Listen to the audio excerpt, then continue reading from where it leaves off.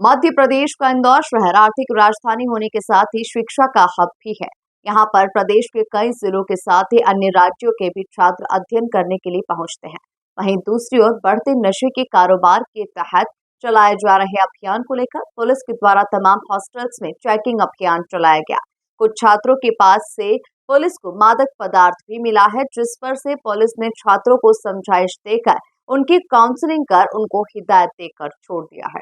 इंदौर में मादक पदार्थ को लेकर पुलिस द्वारा अभियान चलाया जा रहा है, लेकिन मादक पदार्थ की सबसे ज्यादा खपत युवाओं में देखी जा रही है और इसी के तहत भवरकुआ थाना क्षेत्र में 21 से अधिक हॉस्टलों पर पुलिस ने अचानक से चेकिंग अभियान चलाया, जिसके तहत कुछ छात्रों के पास से पुलिस ने कम मात्रा में मादक पदार्थ जब्त किया। छात्रों के भविष्य को ध्यान में रखते हुए पुलिस ने छात्रों को केवल मात्र हिदायत देकर काउंसलिंग कर छोड़ा और भविष्य में किसी भी तरह के मादक पदार्थ का सेवन न करने की शपथ दिलाई। पुलिस का कहना है कि क्षेत्र में कई हजार बच्चे हॉस्टलों में रहकर पढ़ाई कर रहे हैं, लेकिन परिवार से दूर रहने के चलते गलत संगत के कारण नशे का सेवन करने लगते हैं। पिछले दिनों जो अभियान मादक पदार्थ को लेकर चलाया जा रहा था, उसमें बात सामने आई थी कि युवाओं में भारी मात्रा में इसकी खपत होती है और इसी बात को ध्यान में रखते हुए हॉस्टलों की चेकिंग की गई। कुछ छात्रों के पास से मादक पदार्थ मिला है, उन्हें हिदायत दी गई है ताकि उनका भविष्य खराब ना हो। तो वहीं दूसरी ओर मादक पदार्थ कहां से खरीद कर लाए थे, उनसे यह जानकारी प्राप्त हुई और आने वाले दिनों में उन मादक पदार्थ को बेचने वाले लोगों पर भी कार्रवाई की जाएगी। कमिश्नरेट के वरिष्ठ अधिकारियों द्वारा लगातार मादक पदार्थों को सेवन करने वाले और इसको सप्लाई करने वाले ड्रग पैडलरों के खिलाफ लगातार कार्रवाई की जा रही थी, जिसको हमने ऑपरेशन ईगल क्लॉ नाम दिया था। इसी तारतम्य में थाना भवरकुआ अंतर्गत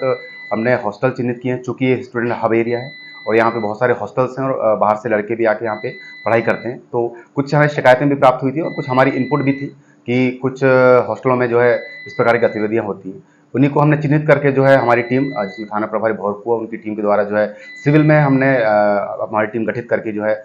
यहाँ पे चेकिंग का एक अभियान चलाया, जिसमें कुछ हॉस्टल चिन्हित किए और कुछ हॉस्टल में जाके जब हमने देखा तो कुछ लड़कों के पास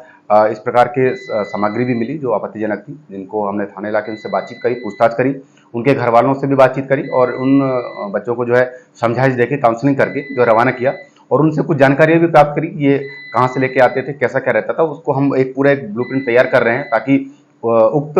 मादक पदार्थों को जो सप्लाई करने वालों के खिलाफ जो है हम सख्त से सख्त कार्रवाई कर सकें। तो क्या कुछ जब्त हुआ है छात्रों के पास से? कुछ अभी